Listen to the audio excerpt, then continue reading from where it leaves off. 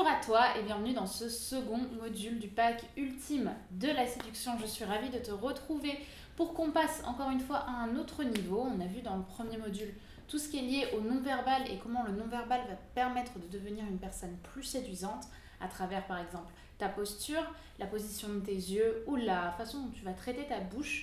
Et dans ce second module, on va parler de devenir plus confiant en apprenant à se séduire. Tu l'auras compris, on est dans un module qui va t'apprendre à développer ta confiance en toi. Et on va démarrer tout de suite avec le sommaire. Donc en premier, on va bien évidemment voir l'introduction, c'est-à-dire pourquoi est-ce que j'ai fait ce module notamment, qu'est-ce que c'est que la confiance en soi, pourquoi est-ce que c'est si important. Et on va débuter avec 3 parties différentes. Donc le premier va être les secrets de la confiance en soi. Le second va s'appeler réaliser sa valeur. Et la troisième partie va être liée en fait à quelques références que je vais te donner, notamment des références artistiques, donc littéraires ou en termes de cinéma, pour que tu puisses avoir des œuvres concrètes à lire ou à visionner afin de pouvoir développer ta confiance en soi. Ce sont en fait des œuvres inspirantes. On verra ça plus tard et on finira par la conclusion. Bien évidemment, là, ça peut te paraître un petit peu flou, mais tu verras tout à l'heure que chaque partie a été expliquée dans le détail, toujours avec des exemples et des exercices. Donc, on va passer à l'introduction. Donc, qu'est-ce que la confiance en soi ? En fait, on estime, et je vais vous en parler normalement juste après, que la confiance en soi fait partie des pans, des 3 pans de l'amour qu'on va se porter au quotidien, de notre valeur, de la façon dont on réalise sa valeur. La confiance en soi, c'est la confiance qu'on va avoir en tout simplement une action, un thème particulier. Ce n'est pas l'estime de soi, on va voir ce que c'est. Mais la confiance en soi, c'est surtout voilà, le fait de se faire confiance à soi dans un projet. Par exemple, certaines personnes ont confiance en soi dans un domaine, par exemple les jeux vidéo, et ne vont pas avoir confiance en eux quand il va s'agir de séduire une femme, par exemple, ou de séduire un homme. Dans ce cas-là, c'est la confiance en soi dans un domaine qu'il va falloir améliorer. Mais on va en parler juste après. Ensuite, pourquoi la confiance en soi est si importante ? Tout simplement parce qu'une personne qui donne l'impression de ne pas avoir confiance en elle, ce n'est pas une personne à laquelle on a envie de faire confiance. Rappelez-vous que la meilleure façon pour les autres de réaliser votre valeur, c'est que vous les indiquiez dans la valeur que vous avez vous-même, de vous-même. Parce que si vous n'avez pas confiance en vous, les autres ne pourront pas avoir confiance en vous et ne pourront pas avoir envie de vous faire confiance. La confiance en soi, c'est vraiment une forme de charisme. C'est-à-dire que si vous vous sentez OK avec vous, vous allez donner l'impression aux autres qu'ils pourront eux aussi vous faire confiance et qu'ils pourront eux aussi avoir envie d'obtenir le même type de confiance. On sait aujourd'hui en psychologie qu'on est la moyenne environ des 5 personnes qu'on fréquente le plus. Donc si vous donnez l'impression à quelqu'un que vous ne vous sentez pas OK avec vous-même, que vous avez une certaine maladresse à vous exprimer ou à avoir de l'amour à vous porter, en fait, les gens n'auront pas envie de vous accompagner, on va dire, dans votre chemin ou de se faire accompagner par vous dans leur chemin parce que, quelque part, ça pourrait les pousser vers le bas et pas les pousser vers le haut. Ce qu'on va voir dans ce module, notamment, c'est comment vous aussi, vous allez pouvoir pousser vers le haut certaines personnes et surtout vous pousser vers le haut, vous, parce que c'est vous, avant tout, qui allez devoir réaliser votre valeur. Et bien sûr, dans quel domaine la confiance en soi s'applique ? Elle s'applique dans quasiment tous les domaines de vie, que ce soit dans la confiance en soi familiale que vous allez avoir dans votre famille, dans vos amis, dans les passions que vous allez porter. Par exemple, certaines personnes estiment ne pas avoir du tout confiance en elles, sauf quand elles sont au théâtre et quand elles sont en train de jouer une pièce de théâtre. Ça, c'est souvent le cas pour les étudiants, les personnes qui sont en cours d'études, qui manquent de confiance en eux, mais qui arrivent à se libérer dans le théâtre. Justement, en fait, le théâtre est un des domaines de la confiance en soi, puisque dans ce domaine-là, vous vous sentez à l'aise. Donc, ça va être vraiment ça pour tout. La confiance en soi en séduction, la confiance en soi dans le travail aussi professionnel, bien évidemment, la confiance spirituelle, parce que si vous avez confiance en quelqu'un, c'est que vous mettez beaucoup en quelqu'un, par exemple, en une force spirituelle telle que Dieu ou telle que l'astrologie, je ne sais pas, mais en tout cas, vous vous investissez pour cette force spirituelle et quand vous le faites, dans vos prières, par exemple, vous mettez énormément de confiance dans ce que vous faites, vous priez avec toute votre force, avec toutes vos tripes, et ça, c'est une forme de confiance en soi, de savoir autant se lâcher de savoir autant donner pour quelqu'un. Et tout le monde n'en est pas capable, car certaines personnes ont vraiment une réelle pudeur à exprimer ce qu'ils ressentent. Donc, la croyance à briser, qu'on va briser ensemble tout au long de ce module, c'est que la confiance en soi ne s'apprend pas et est aléatoire. Parce que oui, messieurs, mesdames, la confiance en soi s'apprend. Et d'ailleurs, si vous avez un petit peu regardé mes vidéos, vous savez que dans ma propre histoire personnelle, la phrase qui a changé ma vie, c'est une personne qui m'avait dit « Brenda, la confiance en soi s'apprend ». C'est une phrase qui en fait veut tout dire, c'est-à-dire que non, on ne naît pas sans confiance en soi. En réalité, on naît avec de la confiance en soi et c'est au cours de notre éducation, de la société, de la pression médiatique qu'il y a autour de nous que l'on va rajouter des croyances et des croyances qui vont nous empêcher d'être socialement, on va dire, d'être socialement aimés par nous-mêmes. Par exemple, lorsque l'on est petit, on n'hésite pas à aller parler à tel inconnu, à telle petite fille, à tel petit garçon, à leur demander si on a envie d'être ami avec eux. Tandis que quand vous allez grandir, c'est quelque chose que vous n'allez pas faire. Vous n'allez pas aller dans un bar et dire à telle personne « Salut, tu veux être ami avec moi ?» Et très rares sont les personnes qui vont aujourd'hui aborder des inconnus dans la rue ou dans des bars, etc. Alors que de base, c'était très demandé quand vous étiez petit. Donc vous voyez, la confiance en soi, vous l'avez, elle est en vous. C'est juste que votre passé, votre éducation peut-être, les croyances que vous avez vécues, les films que vous avez regardés, vous ont forcé inconsciemment à devenir une personne qui s'empêche d'être pleinement elle-même. Donc on va voir dans un premier temps les secrets de la confiance en soi. Donc la confiance en soi, en fait, comme je vous l'ai expliqué, elle est liée à un autre pan qui est l'estime de soi. Beaucoup de gens confondent l'estime de soi et la confiance en soi. À savoir que l'on ne peut pas avoir confiance en soi dans un domaine si on n'a pas l'estime de soi avant. Donc les deux que l'on va voir principalement aujourd'hui, c'est l'estime de soi, la confiance en soi, et le troisième, c'est l'image de soi. Donc qu'est-ce que l'estime de soi? L'estime de soi, c'est l'amour qu'on va se porter. C'est pas la confiance en soi. La confiance en soi, c'est la confiance qu'on va se donner lorsque l'on va faire une action. L'estime de soi, c'est bien l'amour que tu te portes, tandis que la confiance en soi, c'est la confiance que tu te donnes dans tes actions. Et donc, comme je vous l'ai expliqué, ça dépend des situations. Par exemple, une personne qui est sportive, donc c'est ce que je vous ai expliqué, elle va mettre énormément de confiance en elle dans son art sportif. Tandis que, par exemple, dans un autre domaine, elle ne se sentira pas forcément à l'aise. Ça va être le cas également pour une personne qui joue aux jeux vidéo.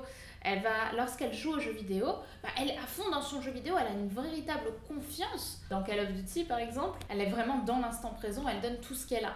Et elle a donc confiance dans ce qu'elle fait. Par contre, si le geek se mettait à devoir faire du sport ou à devoir parler à une fille, il se sentirait beaucoup moins confiant.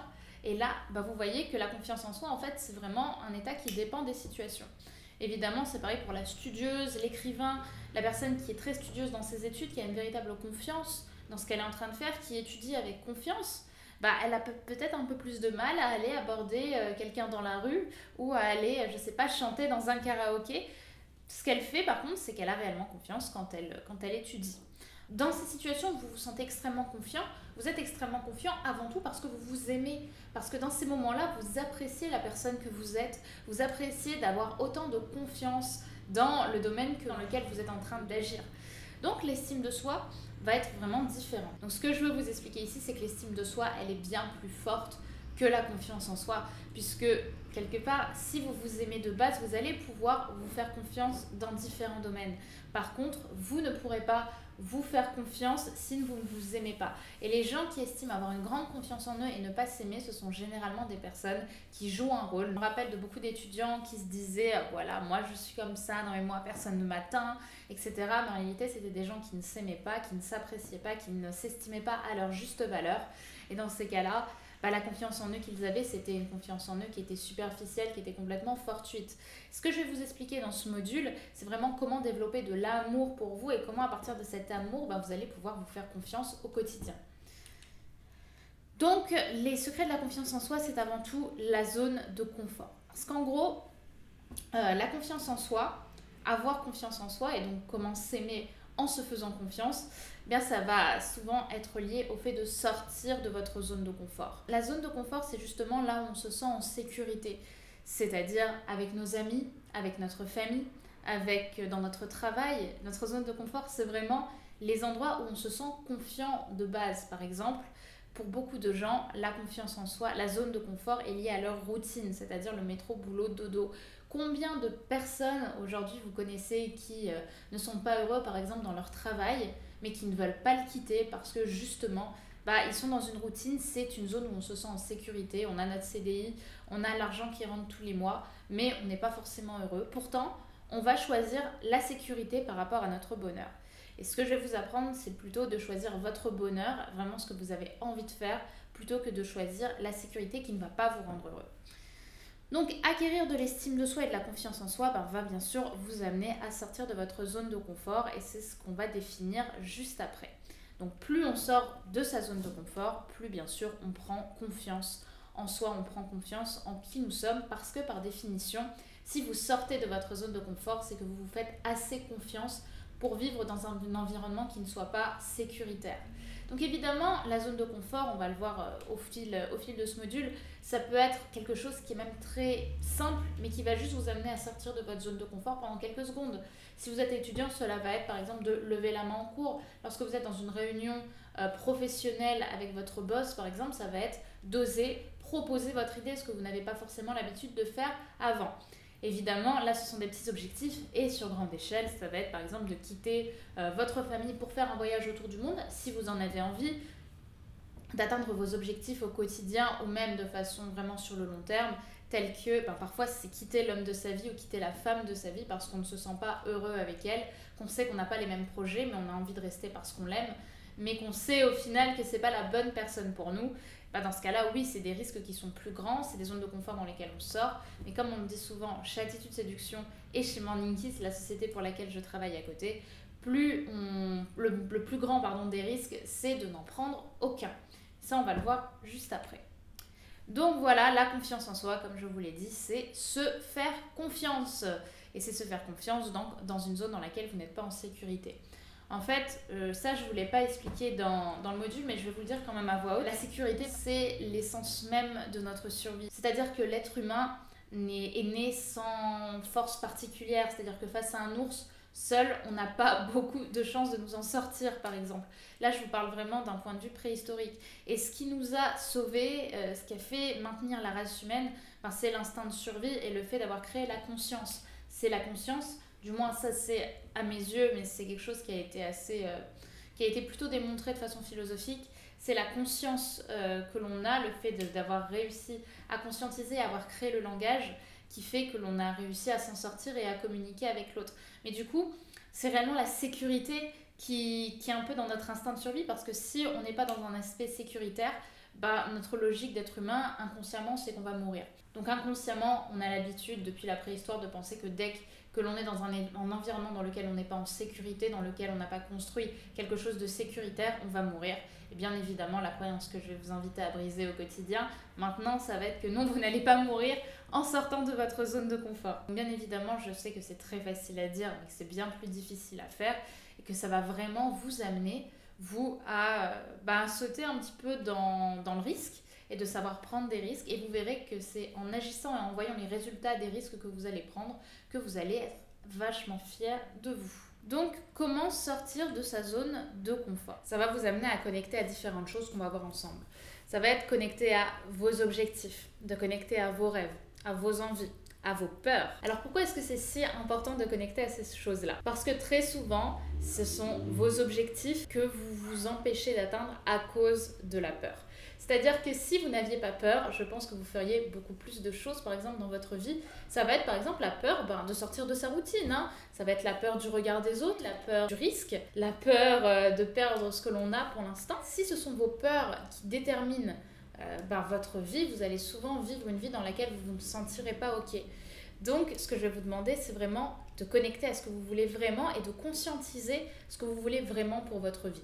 Est-ce que vous voulez vivre une vie de sécurité ou est-ce que vous voulez vivre en pleine conscience et en vous disant que vous vivez vraiment la vie que vous voulez vivre? Mais très souvent, on s'interdit de vivre parce qu'on n'a pas conscience du fait que notre ressource première la plus importante que l'on ait, c'est le temps.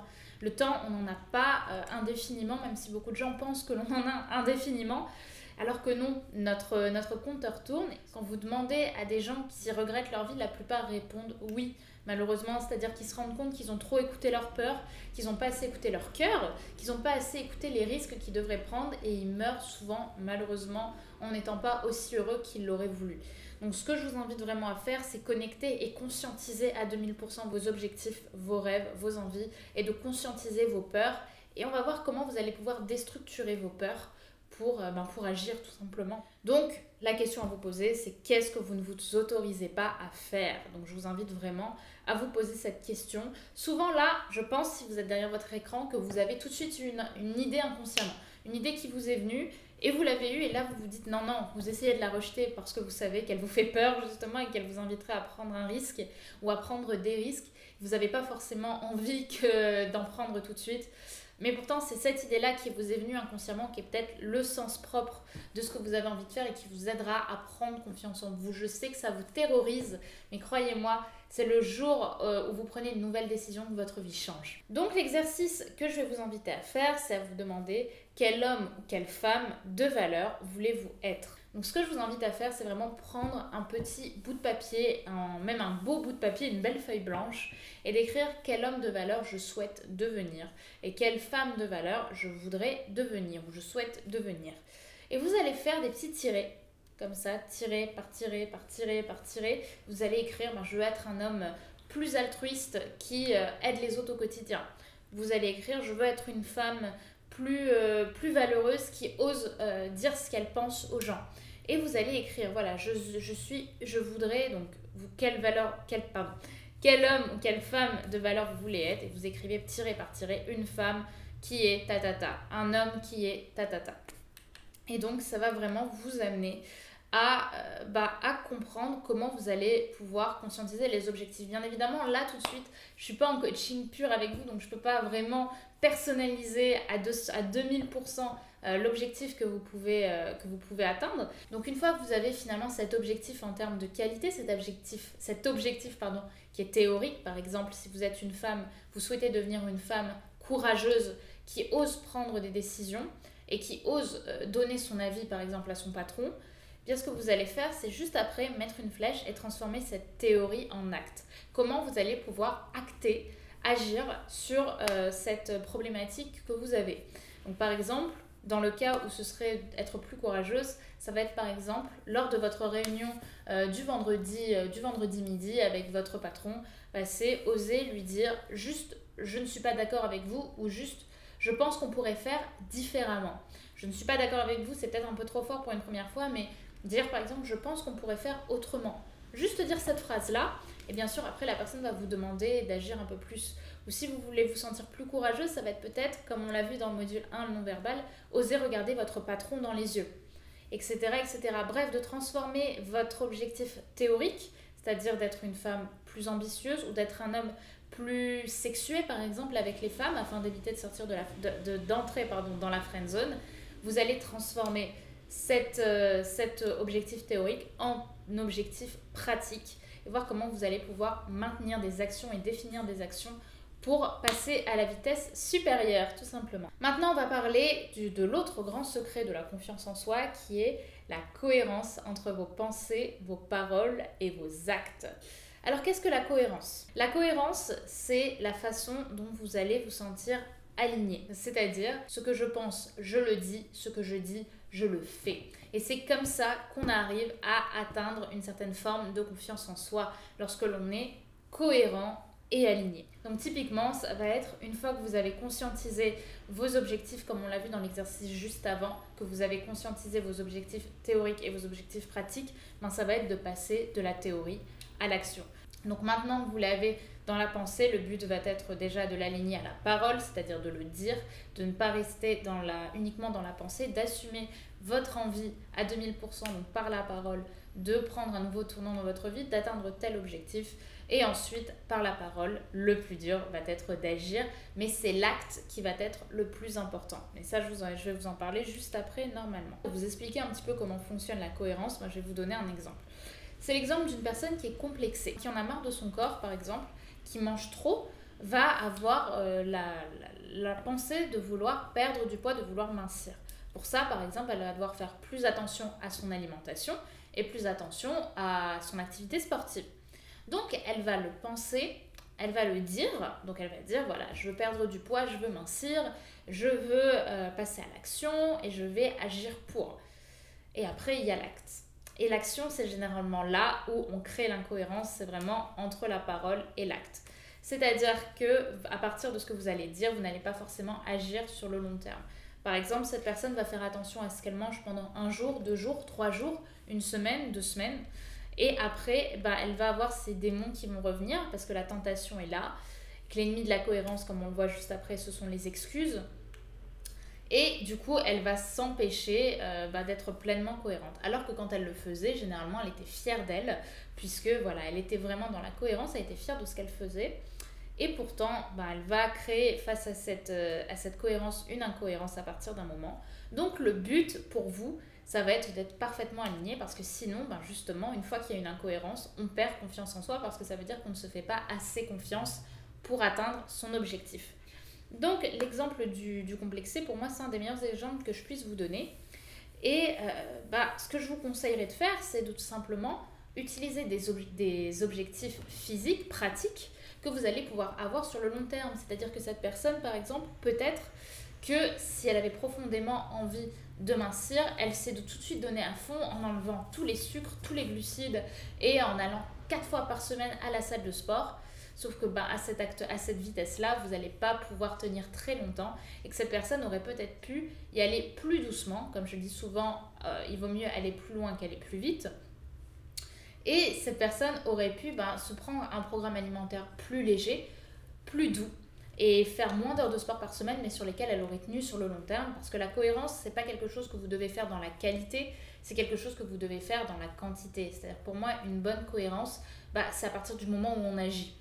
Ça ne veut pas dire que vous allez parfaitement agir. Par contre, là où vous allez prendre confiance en vous, c'est si vous agissez tous les jours. Là, vous allez forcément prendre confiance en vous. Même si vous avez l'impression que vous le faites mal, en le faisant, vous vous améliorerez au fil du temps. Donc bien évidemment, l'ennemi de la cohérence, ce sont les excuses. C'est non mais je peux pas, j'ai pas le temps. Sauf qu'en réalité, on a toujours du temps. C'est juste que ça va nous demander plus d'énergie parfois d'aller par exemple pour cette jeune femme à la salle le matin ou de se dire oui mais voilà, c'est l'anniversaire de telle personne ou de telle personne. Oui, dans ce cas, ce n'est pas une excuse, tu as le droit de le faire, mais assume de le faire et le lendemain tu reprendras ton programme plus doucement. Donc les excuses, vraiment, notez-les une à une avant de commencer vos objectifs, avant de commencer à atteindre vos objectifs, pardon. Notez les excuses que vous pourriez avoir et barrez-les d'une croix sur votre feuille. Oui, votre feuille va être assez remplie à la fin, mais vous verrez que c'est comme ça que vous allez pouvoir le faire. Puisque les excuses, c'est typiquement ce qui va empêcher la théorie de passer à la pratique. Donc en fait, la cohérence, c'est véritablement le secret pour mettre en place tes objectifs. C'est comme ça en fait que tu vas prendre confiance en toi. Oui, la confiance en soi, c'est quelque chose qu'on a réussi à théoriser et à expliquer pétale par pétale. C'est un peu comme une fleur, pelure par pelure, pour comprendre comment ça fonctionnait. Et aujourd'hui, on en est arrivé. Et j'en suis arrivée à cette déduction-là. C'est la cohérence entre les pensées, les paroles et les actes qui va en fait te sortir de ta zone de confort, puisque ce sont les actes qui te font sortir généralement de ta zone de confort. Donc, on va faire l'exercice suivant qui est d'établir ton plan d'action pour atteindre ton objectif, établir ton plan d'action et ton plan de cohérence. Tu vas faire un planning, tu vas choisir 3 jours de ta semaine où tu vas pouvoir passer à l'action et faire un acte. Alors, je ne veux pas que ce soit un acte qui soit très compliqué. Je veux pas que ce soit un acte dans lequel tu vas être terrorisé, que tu vas écrire le dimanche que tu quittes ton job. Non. Tu vas agir petit à petit, sauf si tu es super motivé, et dans ce cas, libre à toi de le faire. Mais au début, je sais que c'est quelque chose qui va être difficile. Je veux que tu agisses petit à petit. Comment, par exemple, tu vas pouvoir agir sur ton plan d'action? Par exemple, pour la personne qui était complexée, ça va être arrêter de manger telle sucrerie, tel Kinder, tel Milka, tel Potatoes, enfin je sais pas, tel McDo, seulement une fois, par exemple le mardi. Elle a l'habitude de le manger le lundi, le mardi, le mercredi, le jeudi, le vendredi. Et elle a, au lieu de manger sa sucrerie à 4 heures tous les jours, elle va arrêter de la manger par exemple le mardi et le jeudi et le dimanche. Et ces mêmes journées, elle va aller à la salle de sport. Et donc, elle va y aller le lundi, le mardi et le vendredi ou le dimanche, je ne sais plus.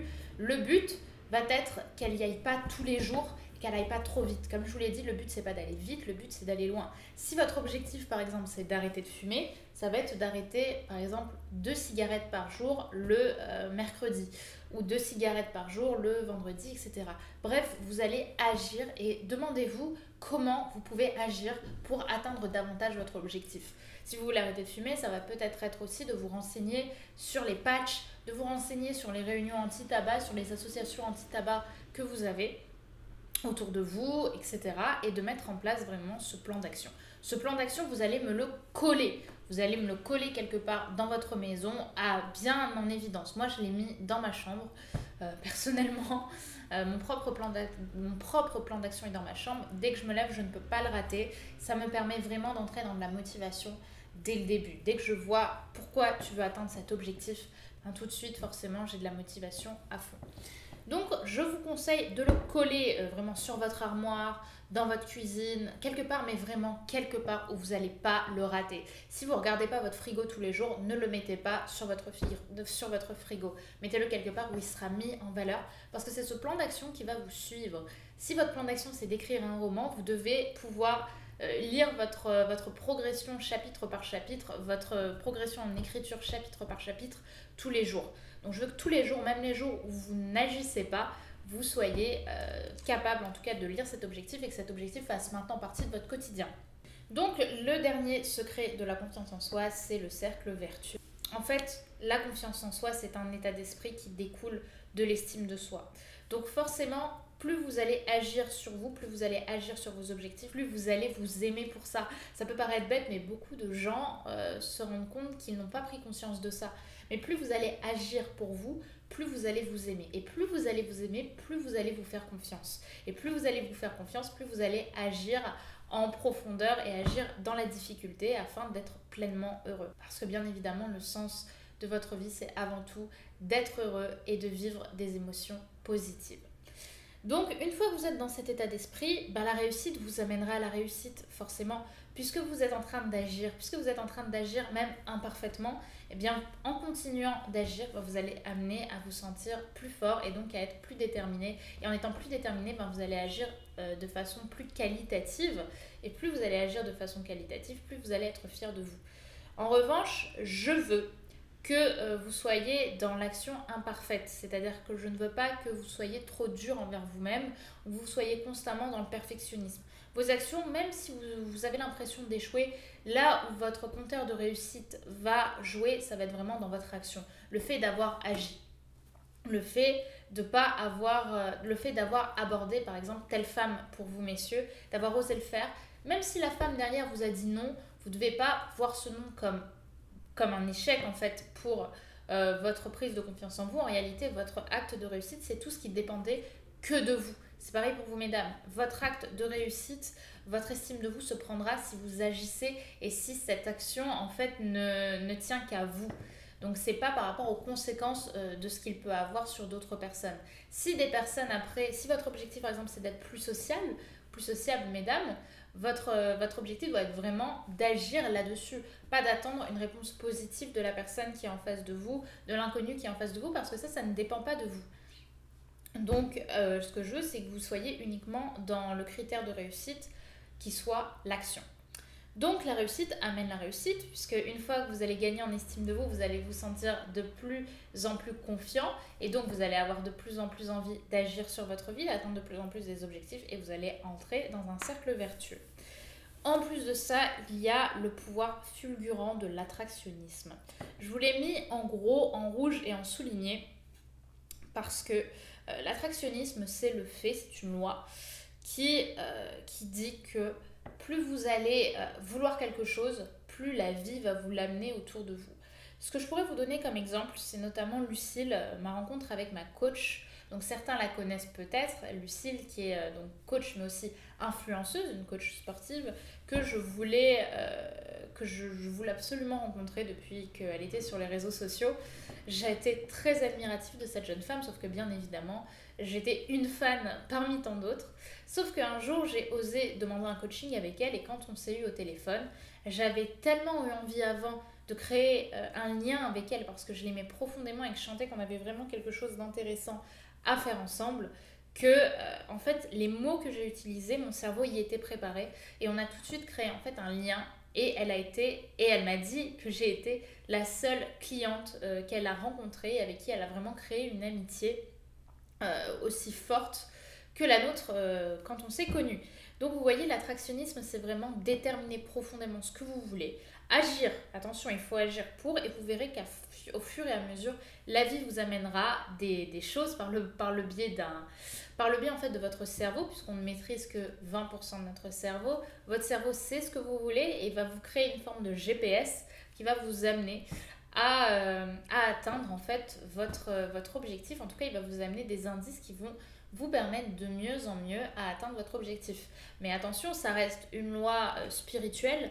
Donc si vous n'y croyez pas, libre à vous, je ne vais pas vous forcer. Mais croyez-moi, quand on y croit, ça vous permet de devenir quelqu'un d'extrêmement puissant. Et enfin, forcément, tu vas devenir ambitieux pour ta vie, puisque plus tu vas atteindre des objectifs, plus tu vas te sentir crédible à vouloir atteindre tes objectifs. Et donc, tu vas devenir plus ambitieux. Tu voulais peut-être avoir un CDI pour l'aspect sécuritaire, mais peut-être qu'au fond, tu vas vouloir créer ta propre boîte pour être le plus libre possible, parce que la liberté fait partie de tes valeurs fondamentales. Et comme ça, tu vas créer quelque chose d'encore plus fort. C'est exactement ce qui s'est passé pour moi et pour Attitude Séduction. Il y a les 4 ans, 5 ans, je voulais juste avoir un CDI dans une ambiance, dans un cadre très sécuritaire, parce que pour moi, être patronne me paraissait impossible. J'étais pas assez confiante pour ça. Je ne pensais pas, en tout cas, être assez confiante pour ça. Alors qu'aujourd'hui, j'ai ma propre boîte, je vis de ma société. Pourquoi ? Parce que j'ai osé, en fait, devenir plus ambitieuse pour ma vie et passer à l'action pour ma vie.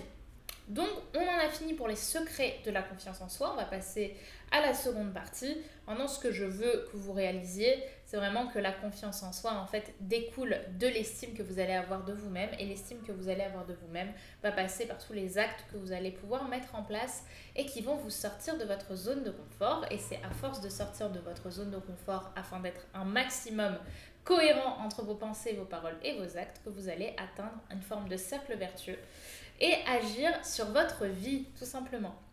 Donc maintenant, ce qu'on va voir ensemble, c'est comment, à partir de l'instant présent, sans agir au maximum, vous allez pouvoir réaliser votre valeur. Parce que avant de pouvoir agir, je veux que vous ayez conscience que vous êtes déjà, à l'instant où je vous parle, une personne de valeur. Sauf que vous allez là tout de suite me dire, non mais pas du tout, j'ai rien fait de ma vie, je ne me sens pas confiant, vous avez peut-être fait des choses que vous regrettez profondément dans votre vie. Sauf que vous avez quand même de la valeur, sinon vous ne seriez pas sur vos deux pieds, tout simplement. Donc, on va voir la première chose qui est de réaliser sa valeur physique. Donc, beaucoup de gens estiment qu'ils sont moches, qu'ils ne sont pas beaux, qu'ils ne pourront jamais plaire, qu'ils ne pourront jamais s'estimer beaux ou belles. Vous, mesdames, je sais que c'est un grand complexe pour vous parce qu'on est dans une société où le physique, médiatiquement parlant, est très mis en valeur. Donc parfois on se sent plus bas que les autres. Et avec cette partie, je vais vous expliquer comment réaliser votre valeur physique. Votre valeur physique va être déterminée par plusieurs pans. Déjà, je vais vous parler du principe de gratitude. Pourquoi ? Parce que la plupart des gens oublient la chance qu'ils ont d'avoir ce qu'ils ont déjà. C'est-à-dire qu'on est dans une société où on banalise énormément les choses que l'on a, les choses que l'on a déjà au quotidien, parce que c'est des choses qu'on a l'impression que tout le monde a, on ne réalise pas vraiment sa valeur. Donc le principe de gratitude est à mes yeux extrêmement important. Vous devez réaliser à quel point vous avez de la valeur actuellement et que vous avez des choses que tout le monde n'a pas. On verra juste après, mais vous allez voir que la gratitude, c'est quelque chose qui va vraiment vous servir dans votre quotidien, qui va vraiment vous permettre, quand vous marchez dans la rue, de réaliser à quel point vous avez de la chance et à quel point vous êtes déjà finalement une personne privilégiée. On est dans une société où on banalise énormément ce que l'on a déjà. On banalise le fait de pouvoir respirer. On banalise le fait d'avoir ses deux pieds pour marcher, d'avoir ses deux mains pour parler et ses deux yeux pour voir. Le fait de voir, pour vous, ça peut vous sembler banal. Le fait d'avoir de magnifiques paysages, bah, vous allez apprécier ces paysages, mais vous n'allez pas réaliser que que tout le monde n'a pas la chance de voir ce que vous avez la chance de voir, d'avoir simplement des yeux qui fonctionnent en fait. Donc vraiment, le principe de gratitude va être de prendre conscience et de réaliser à quel point vous avez déjà la chance d'avoir ce que vous avez, parce que tout le monde ne l'a pas. Donc là, vous souriez sûrement un petit peu devant votre écran, mais le simple fait de pouvoir m'entendre parler, le fait d'être peut-être tombé sur mes vidéos qui vous permettent aujourd'hui d'un peu plus réaliser que vous êtes capable d'avoir confiance en vous, bah ça, c'est déjà quelque chose que tout le monde n'a pas. Beaucoup de gens pensent qu'avoir confiance en soi, c'est pas quelque chose qui est possible. Et bien pourtant, maintenant, vous avez conscience que oui, et ça, c'est déjà de la gratitude que vous devez avoir.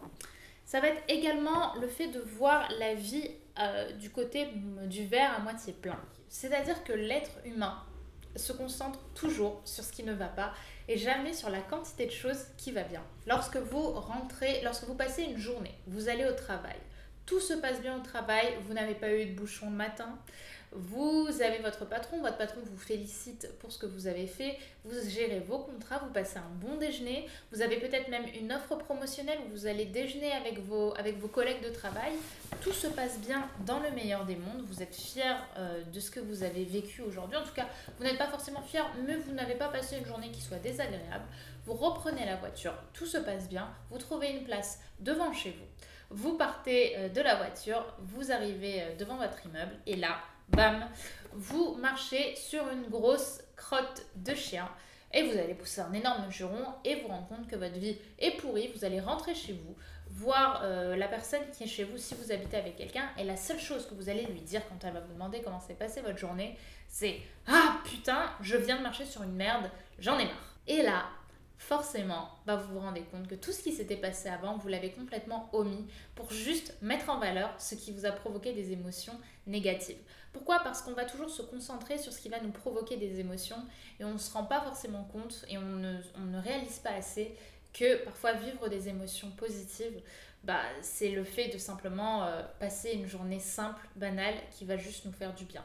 Donc, quand vous avez déjeuné avec vos collègues, par exemple, vous avez apprécié le faire, mais vous n'avez pas vraiment réaliser et conscientiser que ce déjeuner tout simple vous a fait vivre des émotions positives parce que c'était tout simplement agréable. Vous allez uniquement vous concentrer sur ce qui va vous provoquer des émotions non banales, c'est-à-dire négatives, c'est-à-dire marcher par exemple sur cette grosse crotte de chien. Je vous invite à conscientiser la valeur des standards, c'est-à-dire que souvent on ne s'apprécie pas, on ne se sent pas à la hauteur, on ne se sent pas belle, on ne se sent pas bon, on ne se sent pas assez confiant ou assez confiante par rapport aux autres et pas assez par rapport à soi.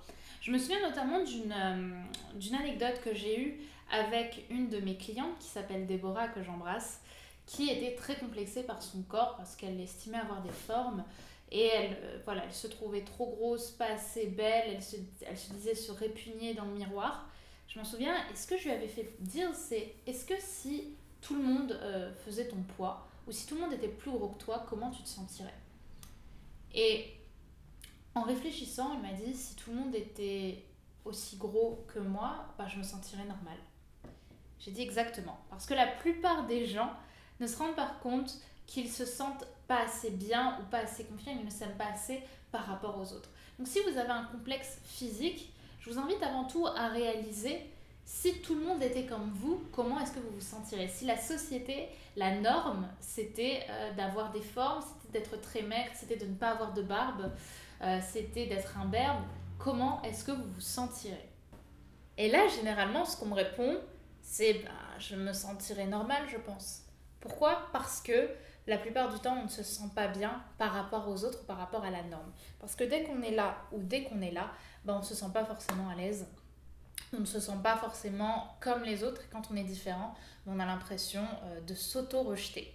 Sauf que je vous invite vraiment à réfléchir à un autre type de standard. Si vous étiez différent, comment vous vous sentirez ? Et là, vous verrez que la plupart du temps, c'est le regard des autres qui vous dérange et pas votre propre regard sur vous. Et enfin, le physique est avant tout un reflet du mental. C'est-à-dire que plus vous allez commencer à agir pour vous, plus vous allez commencer à gagner en estime de vous, plus d'un point de vue non verbal, d'un point de vue confiance en soi, vous allez agir différemment physiquement. Et l'exemple que je peux vous donner concernant ce physique, c'est l'exemple de Valentin.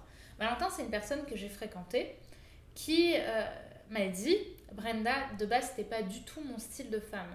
De base, je suis pas attirée par les femmes qui sont un peu plus rondes que la norme. Je préfère des physiques très secs, des physiques très minces. Mais je sais pas, tu m'attires, je te trouve magnifique. Et t'es juste une belle femme, en fait. Et quand il m'a dit ça, bah, ça m'a encore plus fait prendre conscience de ce que je suis en train de vous dire. Le physique est le reflet du mental. Quand tu as confiance et que tu t'aimes, tu dégages de l'amour, tu dégages de ton corps de l'estime de toi, de la bienveillance, de l'onde, en fait, une onde de positivité et d'attractivité. Et lorsque tu as ça, ben, les gens sont attirés par la personne que tu incarnes. Et par cela, ben, ton physique va évoluer. Le non-verbal va évoluer. Tu vas te mettre plus droit, plus droite. Tu vas avoir un plus beau regard, un plus beau sourire sincère. Et tu verras que généralement, tu vas te trouver beaucoup plus beau et beaucoup plus belle. Et je vous invite également, autre chose très importante, à sourire. Pourquoi? Parce que le sourire, c'est un outil incroyable. Parce que le sourire libère de la dopamine. Et la dopamine, c'est quelque chose que vous sécrétez par le cerveau qui va vraiment vous permettre de vous sentir mieux. Donc forcez-vous à sourire parce que le sourire, c'est vraiment une belle façon d'exprimer le bonheur et d'exprimer une sensation.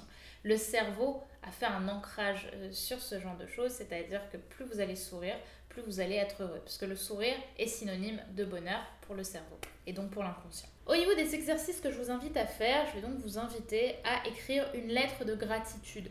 Prenez un papier et un stylo et écrivez une lettre où vous remerciez l'univers ou la force à laquelle vous croyez, de tout simplement m'avoir donné 2 jambes pour marcher, un toit sur la tête, parce que c'est pas quelque chose que tout le monde a, d'avoir un cœur qui fonctionne, un cerveau qui fonctionne, d'avoir des yeux pour voir le monde, des oreilles pour écouter les bruits, pour écouter quelqu'un me dire qu'on m'aime, tout simplement.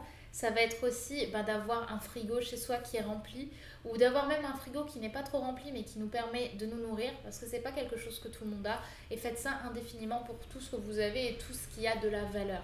La lettre de gratitude, c'est vraiment un exercice qui à mes yeux est un des plus importants de ce module, parce que ça va vraiment vous faire réaliser que votre vie est déjà une très belle vie. Alors la liste de ce qui est marquant chez toi. Donc ça, tu vas prendre un autre bout de papier et tu vas me marquer pourquoi est-ce que tu es une personne différente et positive. Parce que forcément, tu vas me trouver des défauts. Et ces défauts, je voudrais que tu commences à les voir comme des qualités. Moi, par exemple, j'ai des formes, j'ai beaucoup de cellulite, mais je trouve que c'est marquant parce que forcément, ça attire le regard. Et ça fait de moi quelqu'un qui ne soit pas dans les normes. Et ça, c'est très appréciable. Donc, faites la liste de ce qui est marquant positivement comme de façon que vous connotez de façon plus négative. Par exemple, moi, dans ce qui est marquant chez moi, j'ai noté mes yeux, ma bouche qui est assez pulpeuse, ma façon de parler qui est différente, ma cellulite, c'est vrai, et etc., etc. Faites cette liste-là. Après, vous allez vous demander quel standard vous rendrez puissant ou puissante. Donc, quand vous avez un complexe, comment est-ce que ce complexe pourrait vous rendre puissant? Qu'est-ce qu'il faudrait que la société mette en place? Comment est-ce qu'il faudrait que les gens soient pour que vous vous sentiez confiant avec ce complexe-là? Et la routine du sourire, c'est tout simplement de vous forcer à sourire dès que vous en avez l'occasion, dès que vous y pensez. C'est tout simplement une façon de vous rendre plus heureux et plus heureuse et de tout simplement apprécier l'instant de vie que vous vivez. Donc maintenant, on va voir la valeur morale. Pourquoi est-ce que la valeur morale est si importante? Parce que la valeur morale, c'est la façon dont vous allez vous estimer à l'intérieur. Vous allez estimer votre valeur finalement psychologique, personnelle. Et vous allez vous rendre compte que vous ne pourrez pas séduire les autres tant que vous ne vous êtes pas séduit vous-même. C'est-à-dire que l'ordre par lequel j'ai fait ces modules est en réalité un ordre que j'ai réfléchi. Vous ne pourrez pas séduire les autres si vous n'avez pas assez confiance en vous pour donner aux gens l'envie de vous faire confiance. Donc, il faudra avant tout vous séduire vous-même pour après séduire les autres. Donc, tu deviens séduisant quand tu es avant tout amoureux de toi. C'est ce que j'explique aux gens et ce que j'explique à mes élèves constamment. Avant que les autres puissent tomber amoureux de toi, il faut que toi, tu sois amoureux de toi. Donc, comment faire? Réaliser le chemin parcouru depuis ton enfance, tout simplement. Déjà, c'est déjà une très belle chose. Pourquoi? Parce qu'on oublie très vite à quel point on est quelqu'un de fort et à quel point on a vécu des choses fortes. Quel choix tu as pris? Quelles aventures t'ont rendu plus fort ou t'ont rendu plus forte?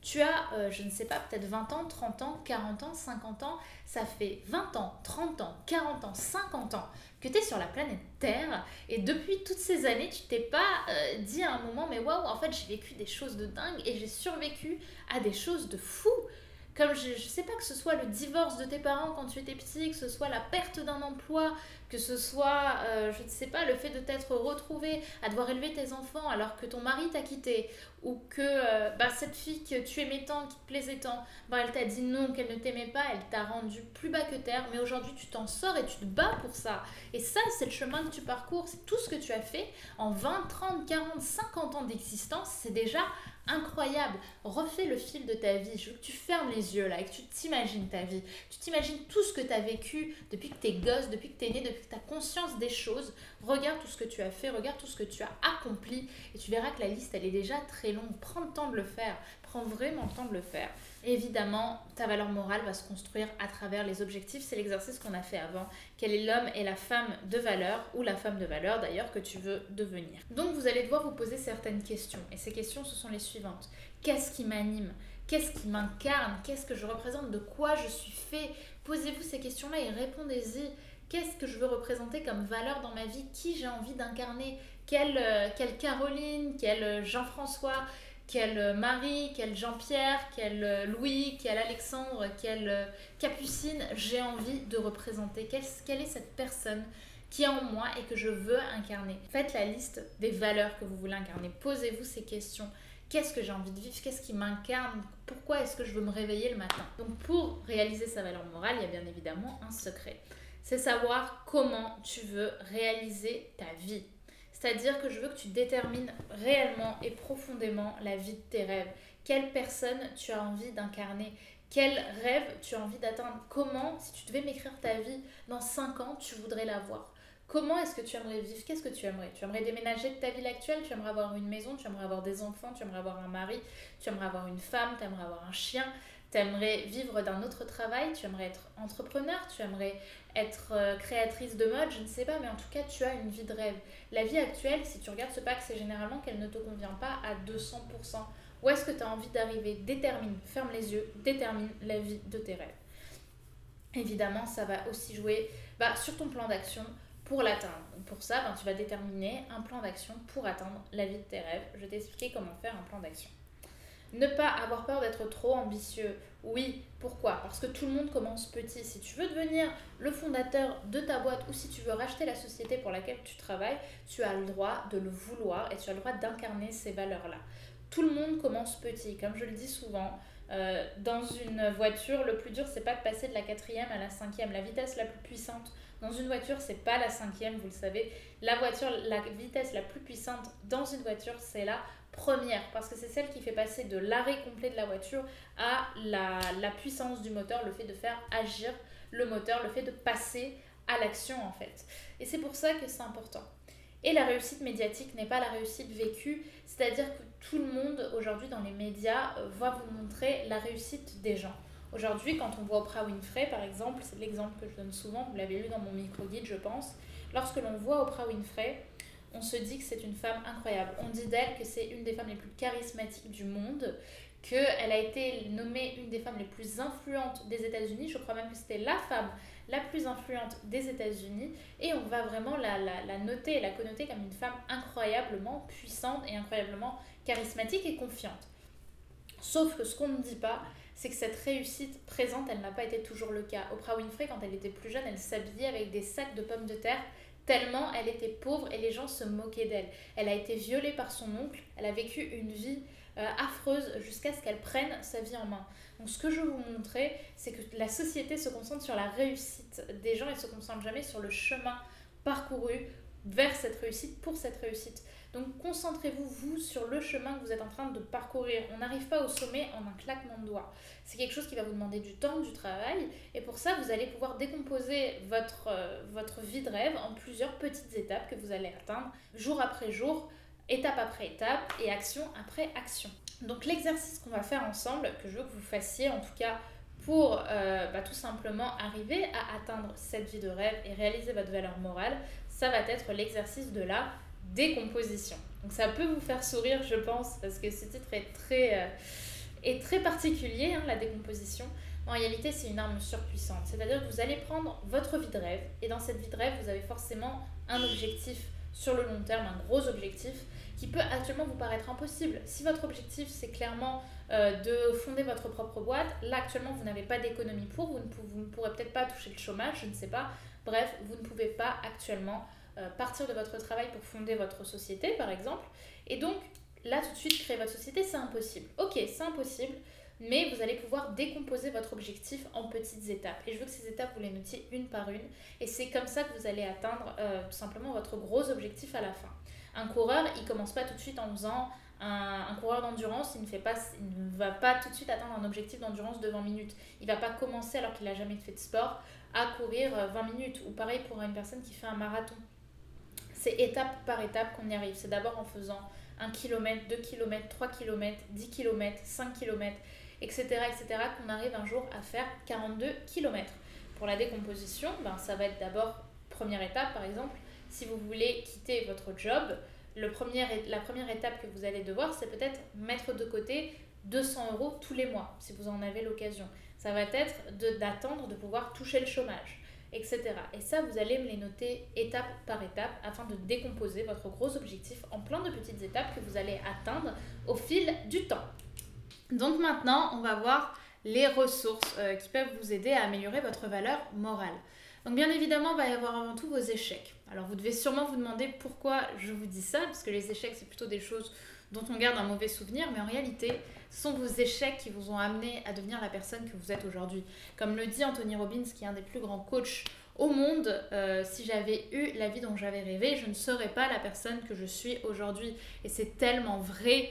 C'est grâce à vos échecs et à vos challenges que vous êtes construits. Parce que si vous êtes là actuellement, avec votre courage, avec votre force de vivre, c'est parce que vous avez vécu tellement de choses avant desquelles vous vous êtes relevé. Et ce sont ces choses-là qui vous ont donné aujourd'hui la confiance en vous, même si vous avez l'impression qu'elle est minable, que vous avez, parce que vous en avez vécu des choses. Et je veux que vous notiez vos challenges que vous avez eus dans votre vie, toutes les fois où vous vous êtes semblé plus bas que terre et où vous vous êtes remonté. Parce que si vous en êtes là aujourd'hui, c'est avant tout grâce à vous, grâce à votre force, grâce à votre persistance que vous vous êtes sorti des situations les plus difficiles. Les proches et l'encouragement des autres, bien évidemment. C'est-à-dire que lorsque vous prenez une décision, lorsque vous commencez à vivre un challenge, vos proches doivent être là pour vous encourager, pour simplement vous pousser vers le haut. Alors évidemment, il y en a qui ne vont pas être d'accord, qui vont vouloir vous ramener à la sécurité, qui vont vous dire oui mais quitter ton boulot, c'est pas une bonne chose, j'ai peur pour toi, etc. Ça m'est arrivé moi-même quand j'ai créé Attitude Séduction, mais les proches vont pourtant vous aider à leur façon, c'est-à-dire qu'il faut leur expliquer le challenge. Et si ce sont vraiment de bons amis, ils vous encourageront. Mais dans tous les cas, vous ne devez garder que la positivité, ce qui vous apporte de bon. Et pour ça, il y aura les encouragements qui vont vous apporter. Et c'est très important d'avoir des proches qui vous encouragent. Si ce n'est pas le cas, et si constamment ils vous ramènent à la sécurité, dans ce cas, c'est peut-être que vous devez vous éloigner un petit peu d'eux. Donc évidemment, la prise de décision, puisque aujourd'hui, la prise de décision, le simple fait de décider quelque chose va vous amener à changer votre vie. Donc ce que je vous conseille, c'est une fois que vous avez un objectif en tête, à partir du moment où vous allez décider que vous allez l'atteindre, même s'il a l'air beaucoup trop ambitieux pour vous, même si vous avez l'impression que vous n'y arriverez jamais, si vous avez une prise de décision qui est faite, si vous allez du moins essayer, même si essayer c'est déjà faire, vous verrez que votre valeur morale va augmenter parce que vous allez commencer à agir pour quelque chose qui vous tient à cœur. Et la projection, donc très important aussi, la projection c'est la façon dont vous allez visualiser quelque chose qui n'est pas encore arrivé. Pourquoi c'est important? Parce que votre cerveau ne fait pas la différence entre les rêves et la réalité. Votre cerveau, lorsque vous rêvez par exemple, vous n'avez pas l'impression que vous rêvez. Vous avez juste l'impression que vous êtes en train de vivre quelque chose de plutôt sympa. Vous ne savez pas que vous êtes dans le rêve ou que vous êtes dans l'imagination. Votre cerveau vous indique que c'est réel, vous n'avez pas l'impression de rêver. C'est exactement la même chose lorsque vous prenez le temps de vous imaginer en train de réussir. Quelle est la personne de rêve que vous avez envie d'incarner, que vous avez envie de devenir? C'est la question que je veux vraiment que vous vous posiez. Comment est-ce que vous voulez vous projeter? Et franchement, prenez le temps avant de dormir. C'est un exercice que je n'avais pas décidé que je vous ferais, mais je vais vous le faire quand même. Prenez le temps avant de dormir, prenez 15 minutes. Vous savez, les 15 minutes où on se vit un peu une vie de rêve, on commence à imaginer des choses. Au lieu d'imaginer des situations invraisemblables, prenez le temps d'imaginer la personne de valeur que vous voulez devenir dans le cadre de valeur que vous voulez avoir. Le temps, imaginez le moment où vous allez quitter votre travail qui ne vous plaît pas. quel point vous serez heureux, comment vous allez vous imaginer. Pensez au moment où vous allez atteindre tout simplement votre objectif, que vous allez aller au sport tous les jours, enfin 3 fois par semaine plutôt, pour vous dépasser, parce que vous voulez vraiment atteindre la silhouette qui vous ressemble, dans laquelle vous vous sentirez bien. Et projetez-vous, faites-vous cette projection, faites-vous cet exercice de visualisation, de vous imaginer pendant quelques minutes, pas forcément 15 mais quelques minutes, à avoir cette vie de rêve. Autorisez-vous à vous visualiser dans cet état-là. Et vous verrez que ça ferait toute la différence, puisque inconsciemment, votre cerveau va capter que vous en avez vraiment envie. Et le simple fait que vous captiez ça et que vous captez autant de confiance, même dans l'imagination, ben votre cerveau, ça va lui pousser inconsciemment à vous donner plus confiance en vous. Donc là, je vous ai donné quelques exemples et citations pour réaliser votre valeur. Donc du Dalai Lama avant tout, le bonheur n'est pas un concept prêt à l'emploi, il vient de nos propres actions. Ça vous montre bien que voilà, c'est pas quelque chose qu'on a ou qu'on n'a pas, c'est quelque chose que l'on doit travailler pour être heureux. L'échec est un tremplin à la grandeur d'Oprah Winfrey, qui est appuyé, je vais vous expliquer pourquoi après, par une de mes citations préférées de Michael Jordan, donc, qui est un célèbre basketteur. J'ai raté 9000 tirs dans ma carrière, j'ai perdu presque 300 matchs, 26 fois on m'a fait confiance pour prendre le tir de la victoire et j'ai raté. J'ai échoué encore et encore et encore dans ma vie. Et c'est pourquoi j'ai réussi. Pour moi, les 2 dernières situations sont extrêmement puissantes parce qu'elles vous montrent à quel point l'échec est important. La persévérance est en réalité, à mes yeux, la clé de la confiance en soi. Donc c'est pourquoi, oui, vous allez avoir besoin d'échouer, vous allez avoir des échecs, mais ce qui fait la différence entre les gens qui ont réussi et les gens qui sont restés à une position stable, c'est tout simplement la persévérance, jusqu'à atteindre leurs objectifs. Ces citations sont d'ailleurs appuyées par des personnes que je trouve particulièrement inspirantes. Thomas Edison, Steve Jobs, Simone Veil. Ces 3 personnes sont pour moi des synonymes de réussite et pour la société aussi. Thomas Edison a créé l'électricité. Steve Jobs a créé Apple, qui a la capitalisation la plus forte au monde. Et Simone Veil, bien sûr, qui a fait légaliser la loi sur l'interruption volontaire de grossesse. Donc ce que vous voyez là, c'est 3 grandes personnes qui sont donc synonymes de réussite pour moi, mais je pense aussi pour vous. Mais ces 3 personnes n'ont pas réussi du premier coup. Quand vous voyez Thomas Edison, vous pensez peut-être à la personne qui a créé l'électricité, alors qu'en réalité, Thomas Edison, il a échoué pendant, il le dit lui-même dans plusieurs citations, des jours et des jours avant de réussir, mais il explique que chaque fois qu'il faisait une erreur, la fois suivante, il ne la faisait plus, et c'est comme ça qu'il en est arrivé à atteindre son objectif de créer l'électricité. Steve Jobs, parcours incroyable également, il a créé Apple. Il a été viré d'Apple, vous ne le savez peut-être pas, mais Steve Jobs a été viré d'Apple et il est revenu quelques années plus tard en rachetant Apple, parce qu'il avait d'abord après racheté ou fondé Pixar, faudrait que je vérifie, mais en tout cas il a acheté Apple, il en est redevenu le PDG alors qu'Apple se cassait la gueule, et c'est comme ça qu'il l'a amené à la grandeur qu'a eu Apple, en tout cas jusqu'à sa mort. Donc parcours incroyable aussi, gros échec puisqu'il a été viré de sa propre boîte, mais il en est revenu beaucoup plus fort. Et enfin Simone Veil donc, qui vous inspire peut-être, l'interruption volontaire de grossesse, parce que cette femme a connu les camps de concentration. Elle a été déportée dans 2 camps, elle a fini d'ailleurs à Auschwitz. En tout cas, femme incroyablement inspirante aussi, qui, une fois qu'elle est revenue des camps, a repris ses études pour ses études de droit. Elle a été ministre de la Santé. Elle a également travaillé dans le cadre de l'Union européenne. Bref, c'est une femme qui a connu des horreurs pendant la période de la Shoah et elle a su s'en relever. Elle explique elle-même dans son livre qu'en gros, le mental prime sur tout. Donc, incroyable parcours inspirant. En tout cas, vous voyez que vous êtes clairement en possibilité d'inspirer les autres. Donc évidemment, là, je vais vous demander le même exercice que tout à l'heure, définir tes objectifs étape par étape. Je veux que vous preniez vraiment des objectifs ambitieux, même peut-être trop ambitieux pour vous. Et c'est à travers ces objectifs-là que vous allez tout simplement définir étape par étape ce que vous allez faire, les actes que vous allez avoir pour réussir à atteindre vos objectifs. Tout simplement pour réussir à atteindre ce qui vous tient vraiment à cœur et surtout à ne pas hésiter à mettre en valeur vos échecs, à mettre en valeur le fait que vous n'allez pas réussir ou que vous allez peut-être devoir recommencer, persister travailler. N'hésitez pas à bien le conscientiser parce que ce sera probablement le cas, mais c'est à force de persévérance et d'échecs que vous allez vous améliorer et atteindre les objectifs que les autres n'ont pas forcément réussi à atteindre.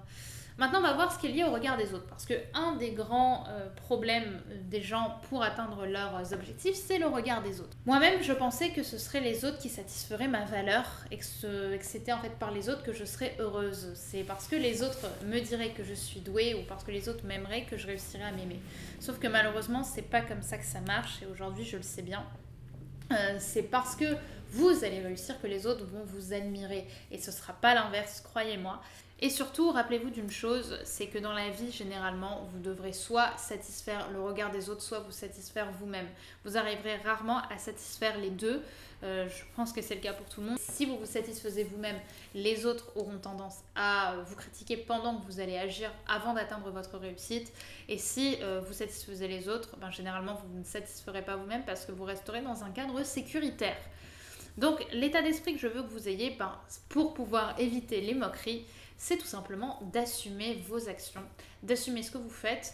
Quand quelqu'un va se moquer gentiment de vous ou va commencer à vous critiquer, rappelez-vous que vous avez tout simplement l'audace de faire ce que lui n'ose pas faire, ce que lui n'arrive pas à faire, parce que la moquerie et la critique est tout simplement un bouclier qui permet aux gens de ne pas eux-mêmes se confronter à leurs propres problèmes. Parce qu'une personne qui est saine d'esprit, qui est bienveillante envers elle-même, elle n'aura pas envie de critiquer les autres parce qu'elle se satisfera à elle-même. Une autre citation que j'adore qui est de Léon Zitrone, qu'on parle de moi en bien ou en mal, peu importe. L'essentiel c'est qu'on parle de moi. Pourquoi ? Parce que attirer le regard des autres, c'est avoir une personnalité marquante. C'est-à-dire que dans tous les cas, si on commence à parler de vous, c'est que vous faites sensation, c'est que vous faites effet.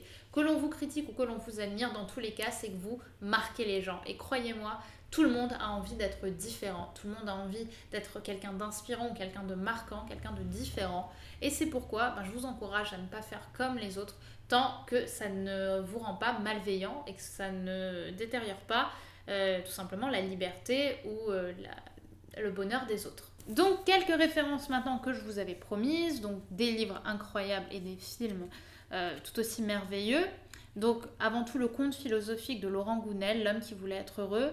Le film qui est sans, à mon avis, doute, mon film préféré de toute ma vie, Forrest Gump, qui m'a foutu une claque incroyable pour vous montrer à quel point on peut créer des choses de dingue quand on n'a pas conscience que l'on est un élément, que l'on est tout simplement, que l'on n'a rien à faire du regard des autres. Vous voyez, rien que d'en parler, j'en suis déstabilisée.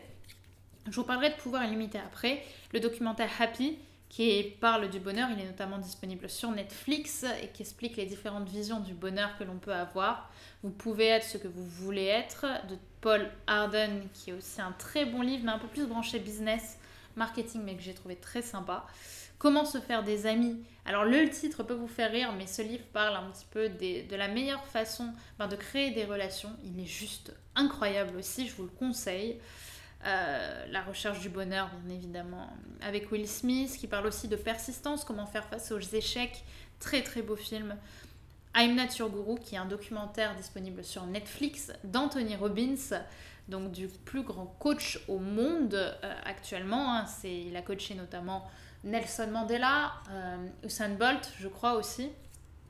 C'est un documentaire sur ses coachings, sur Change Your Destiny, d'ailleurs, je crois, qui est le titre de sa conférence, si je me souviens bien. Vous voyez un petit peu le parcours des gens et comment il arrive à les remotiver. Il est incroyablement inspirant, je pense, pour tous les coachs au monde. Donc je vous conseille vraiment de regarder ce documentaire.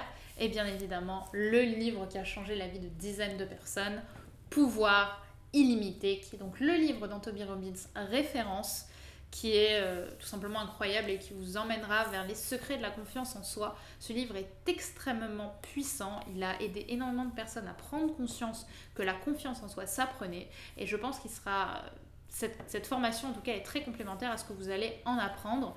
Donc vraiment, si vous avez un livre à acheter sur le développement personnel, sur la prise de confiance en soi et d'estime de soi, prenez Pouvoir illimité. Et nous arrivons donc à la conclusion de cette formation.